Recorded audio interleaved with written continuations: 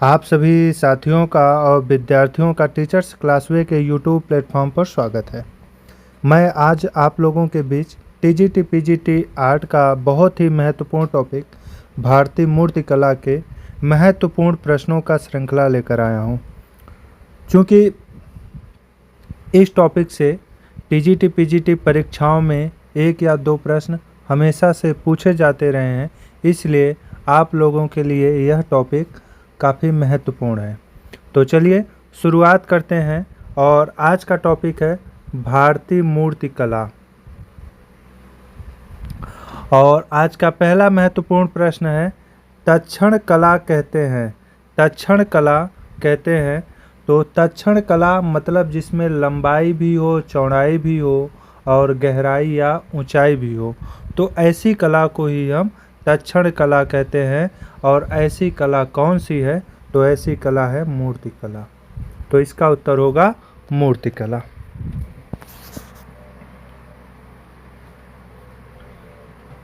चलिए अगले प्रश्न पे चलते हैं।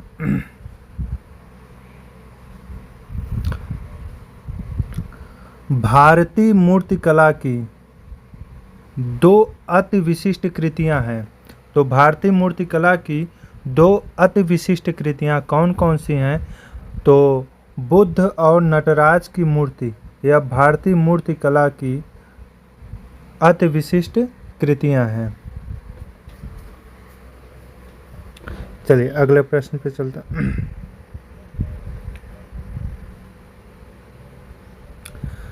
नटराज की मूर्ति के बाएं हाथ में प्रज्वलित अग्नि धोतक है। तो नटराज की मूर्ति में जो बाएं हाथ में प्रज्वलित अग्नि है वह किसका धोतक है? तो वह अमंगलकारी दहकता की धोतक है। किसकी धोतक है? अमंगलकारी दहकता की। चलिए अगले प्रश्न पे। ट्राइबल मेटल कास्टिंग के लिए जाना जाने वाला क्षेत्र कौन सा है? तो ट्राइबल मेटल कास्टिंग के लिए बस्तर जिला को जाना जाता है। और ट्राइबल मेटल कास्टिंग के विषय में सर्वप्रथम 1950 ईस्वी में वैरियर एल्विन ने, समझ लीजिएगा आप लोग, 1950 में वैरियर एल्विन ने ट्राइबल मेटल कास्टिंग के विषय में अपने पुस्तक में चर्चा किया था। चलिए नेक्स्ट। निम्नलिखित में से त्रिआयामी कला कौन सी है? त्रिआयामी कला जिसमें 3 आयाम हो। 3 आयाम का मतलब है लंबाई, चौड़ाई गुणित ऊंचाई या गहराई। तो ऐसी कला को हम त्रिआयामी कला कहते हैं और ऐसी कला मूर्तिकला होती है। और जो चित्रकार होते हैं, अगर आपसे यह प्रश्न पूछे, इसका उत्तर तो मूर्तिकला होगा। अगर आपसे यह भी प्रश्न पूछ ले कि चित्रकारों का धरातल या पोत किस प्रकार का होता है, द्विआयामी होता है या त्रिआयामी होता है या बहुआयामी होता है, तो जो चित्रकारों का जो धरातल होता है वह द्विआयामी का होता है, लंबाई और चौड़ाई का। ठीक है। और चित्रकला में भी कितने आयाम होते हैं? तो चित्रकला में भी 2 ही आयाम होते हैं। चलिए नेक्स्ट। स्त्री मूर्ति शिल्प नृत्यरत मुद्रा में मंजीरा वादिका संबंधित है। तो मंजीरा वादिका संबंधित है कहाँ से? तो यह इसका उत्तर होगा कोणार्क से। इसका उत्तर होगा कोणार्क से। मंजीरा वादिका यह कोणार्क से संबंधित है। और कोणार्क में ही अगर प्रश्न पूछा जाए इस तरह का, तो कोणार्क में ही वाद्य यंत्र बजाती नायिका का भी चित्र है। और यह चित्र प्लास्टर में बना है। यह चित्र प्लास्टर में बना है। ठीक है, चलिए अगले प्रश्न पे चलते हैं। नेक्स्ट, शिव, नटराज, उमा पार्वती, कांस्य मूर्ति शिल्प संबंधित है। तो यह मूर्ति शिल्प किस काल से संबंधित है? तो हमें पता है कि नटराज की जो मूर्ति बनी हुई है या जो नटराज नृत्य का मूर्ति है उसे किस शासकों ने बनाया था, किस राजवंश के शासकों ने बनवाया था? तो चोल शासकों ने बनवाया था। तो इसका उत्तर क्या होगा? चोलकालीन। इसका उत्तर होगा चोलकालीन। चलिए अगला प्रश्न। नेक्स्ट, निम्न में से किस मूर्ति में शिव की छवि गज हस्त मुद्रा में पाई गई है?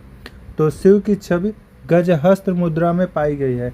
हमने अभी पिछले प्रश्नों में चर्चा किया कि जो नटराज की मूर्ति है उनके बाएं हाथ में प्रज्वलित अग्नि है, तो दायां हाथ उनका जो है वह अभय हस्त है और जो कि गजहस्त मुद्रा को दर्शाती है। तो इसका उत्तर होगा नटराज।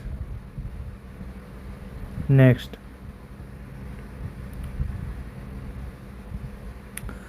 चावर धारणी यक्षिणी की मूर्ति कहाँ से प्राप्त हुई है?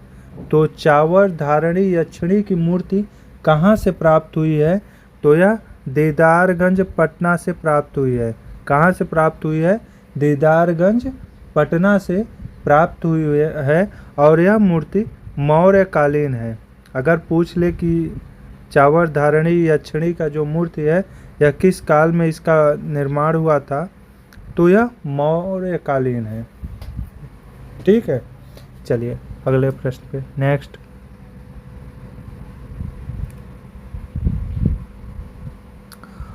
अमरावती की मूर्तियों पर किसका प्रभाव दिखाई देता है?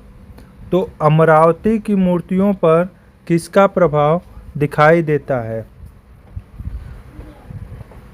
अमरावती की जो मूर्ति है वह सातवाहन कालीन है। सातवाहन कालीन है और अमरावती जो है यह कहाँ पे पड़ता है?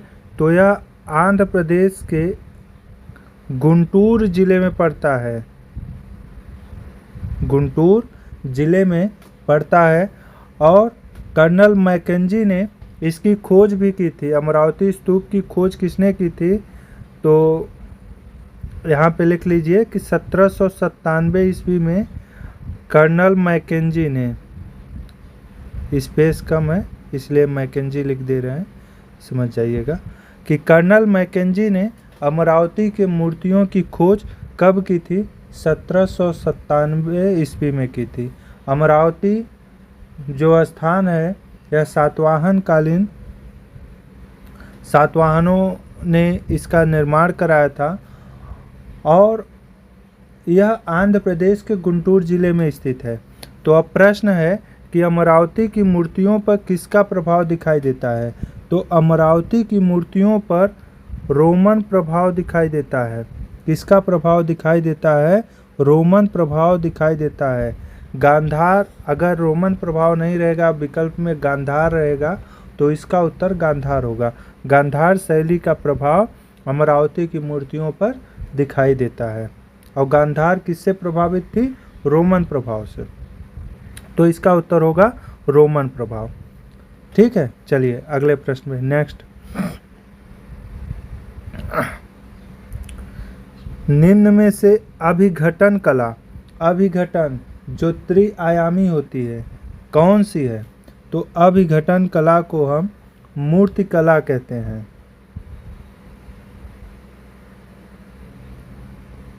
मूर्ति कला, इसका उत्तर होगा मूर्ति कला। ऐसा कोई पदार्थ जो अपना रूप छोड़कर दूसरा रूप धारण कर लेती है उसी को हम अभिघटन कला या प्लास्टिक आर्ट कहते हैं। उसी को हम अभिघटन कला या प्लास्टिक आर्ट कहते हैं। तो इसका उत्तर होगा मूर्तिकला। चलिए नेक्स्ट,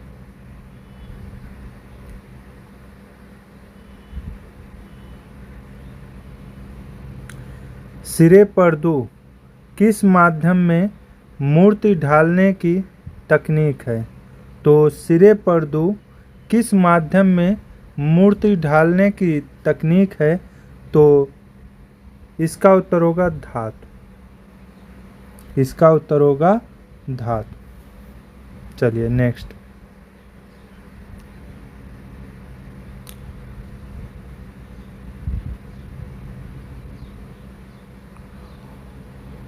उत्तर प्रदेश में किस स्थान की ब्लैक पॉटरी प्रसिद्ध है? तो उत्तर प्रदेश में किस स्थान की ब्लैक पॉटरी प्रसिद्ध है? तो इसका उत्तर होगा आजमगढ़। आजमगढ़ ज़िले में निजामाबाद पड़ता है और यहीं की ब्लैक पॉटरी प्रसिद्ध है। ठीक है, ब्लैक पॉटरी एक प्रकार से मिट्टी के द्वारा बनाए हुए बर्तन ही है। तो ब्लैक पॉटरी के लिए प्रसिद्ध है निजामाबाद। चलिए नेक्स्ट।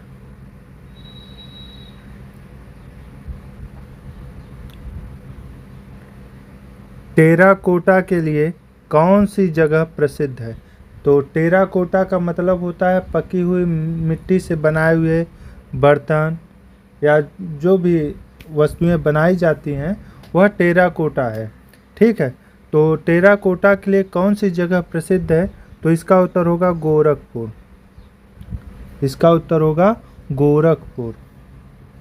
चलिए नेक्स्ट। मुगदर किस सामग्री से बना होता है? मुगदर जैसे धरती पे या ज़मीन में गाड़ने के लिए हम जिस लकड़ी नुमा हथियार का प्रयोग करते हैं उसी को हम मुगदर कहते हैं। और मुगदर जो है वह किससे बना होता है? तो वह काष्ठ से बना होता है, अर्थात वह लकड़ी से बना होता है। वह किससे बना होता है?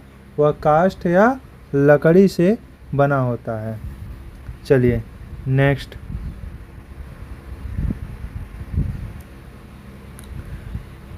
ब्राह्मण प्रतिमा विषाण के अनुसार दर्पण निम्नलिखित में से किस देवी का श्रृंगार है?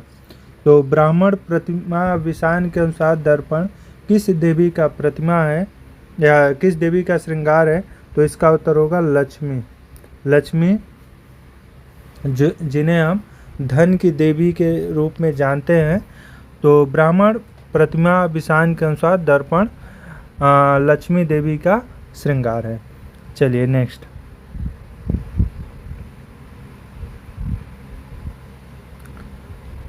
विष्णु की मूर्ति में गदा का प्रतिनिधित्व किससे किया जाता है? तो विष्णु की मूर्ति में गदा का प्रतिनिधित्व किससे किया जाता है? तो इसका उत्तर होगा सहचरी। इसका उत्तर होगा सहचरी। विष्णु त्रिमूर्ति में आते हैं, ब्रह्मा विष्णु महेश, और जगत के पालनहार हैं भगवान विष्णु। तो इनकी गदा का प्रतिनिधित्व किससे किया गया है? सहचरी से। चलिए नेक्स्ट।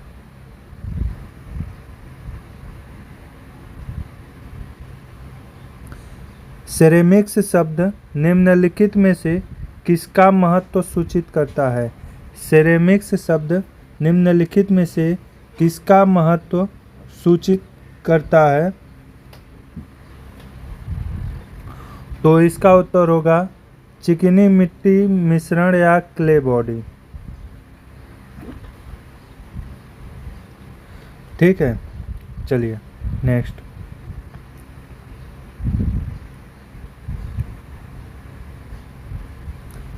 पतीना क्या है? देखिए पतीना का उत्तर जो है वैसे अगर पाठ्य पुस्तकों जो हम लोग किताब पढ़ रहे हैं उसके अनुसार अगर देखें तो इसका उत्तर होगा पेंट की परत। पतीना का उत्तर पेंट की परत होगा, लेकिन आयोग रासायनिक प्रतिक्रिया को सही विकल्प मानता है। तो इसका उत्तर होगा रासायनिक प्रतिक्रिया। अगर विकल्प में दोनों हैं तो रासायनिक प्रतिक्रिया उत्तर होगा। अगर विकल्प में रासायनिक प्रतिक्रिया नहीं है तो पेंट की परत ही इसका सही उत्तर होगा। चलिए नेक्स्ट।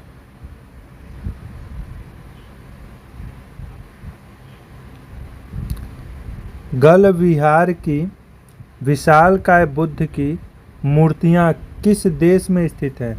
तो गल विहार की विशालकाय बुद्ध की मूर्तियाँ जो है यह किस देश में स्थित है? तो यह श्रीलंका में स्थित है। कहाँ पर स्थित है? यह श्रीलंका में स्थित है। तो इसका सही उत्तर होगा श्रीलंका। चलिए नेक्स्ट।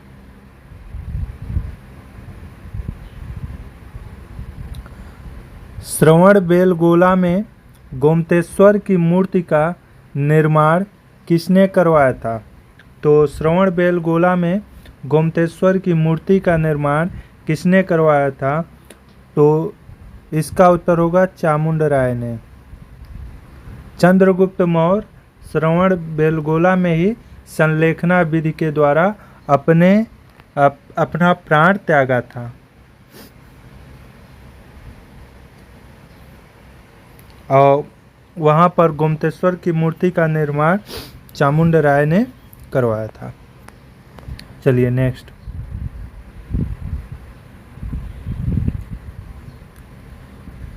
किस चित्र में सृष्टि के सृजन, विनाश, जीवन तथा मरण का सजीव दृश्य दर्शाया गया है? तो इसका उत्तर होगा, किस चित्र में सृष्टि के सृजन, विनाश, जीवन तथा मरण का सजीव दृश्य दर्शाया गया है? तो इसका उत्तर होगा नटराज। नटराज की मूर्तियों में ही यह दृश्य दर्शाया गया है। और नटराज के नृत्य को हम तांडव नृत्य के रूप में भी देख सकते हैं और तांडव नृत्य भी कह सकते हैं। भगवान भोलेनाथ का यह प्रसिद्ध नृत्य है। ठीक है, चलिए नेक्स्ट।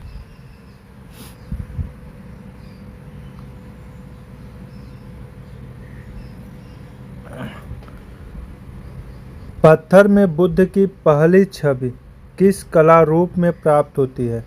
तो बुद्ध की पहली प्रतिमा या मूर्ति कहाँ बनी थी? तो मथुरा में बनी थी। मथुरा कला और गांधार कला के दौरान ही मथुरा में बुद्ध की मूर्तियों का या प्रतिमाओं का निर्माण किया गया था। तो इसका उत्तर होगा मथुरा कला। ठीक है, नेक्स्ट।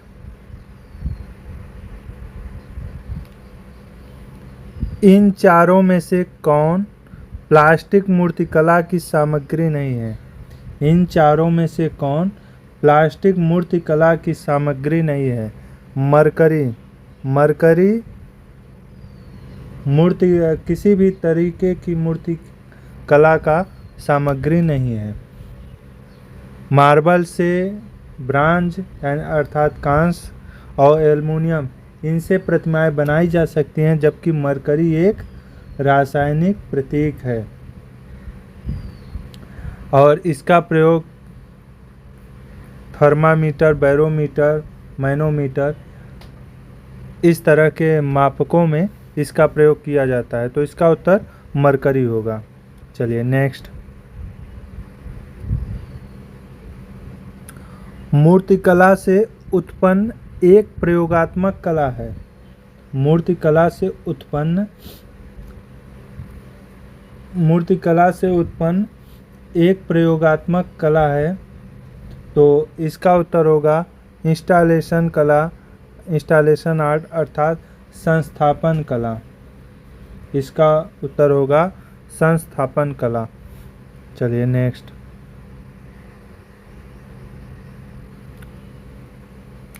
सबसे ऊंची बुद्ध की मूर्ति जो हाल में ध्वस्त की गई थी वह कहाँ स्थित थी?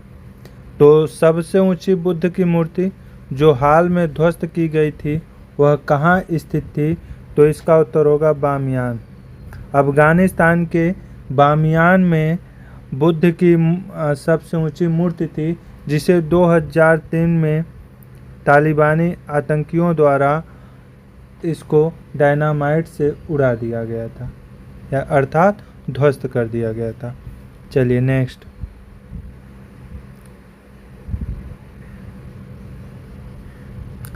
रिप्लका का अर्थ क्या है? तो रिप्लका क्या है? यह मूर्ति की प्रतिकृति है। इसका उत्तर होगा मूर्ति की प्रतिकृति।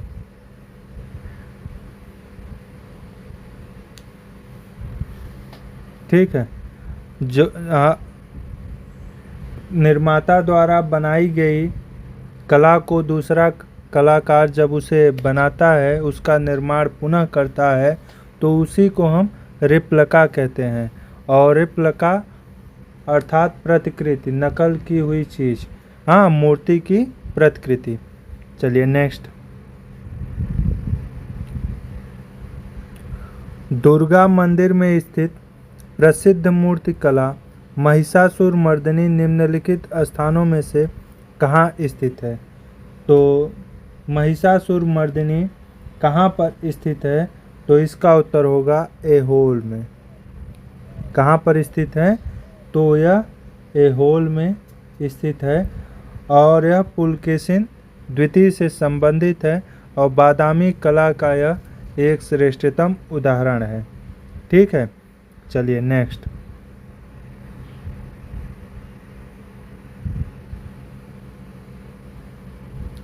प्रतिमा में शिव की मुद्रा क्या कहलाती है? प्रतिमा में शिव की मुद्रा क्या कहलाती है? तो शिव की मुद्रा को हम अतिभंग कहते हैं। क्या कहते हैं? अतिभंग कहते हैं।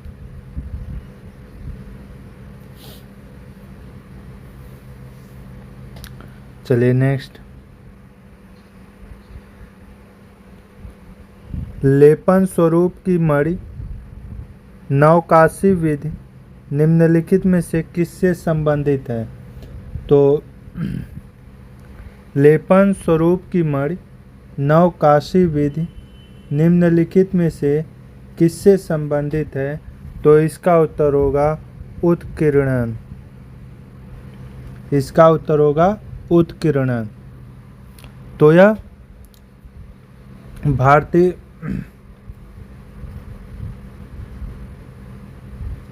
मूर्तिकला के कुछ महत्वपूर्ण प्रश्न थे और हमने इन प्रश्नों पर चर्चा भी किया।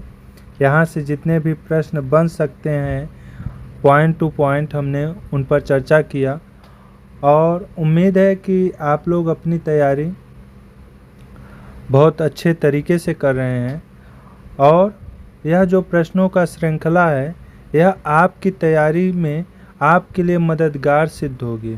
और मैं दावे के साथ कहता हूँ कि टीजीटी पीजीटी का जो भी एग्ज़ाम होने वाला है अभी, उसमें आप देखेंगे कि हमने जो अभी तक प्रश्नों का श्रृंखला आप लोगों के बीच रखा है, उसमें से 50 से 60% प्रश्न यहीं से फंसेंगे।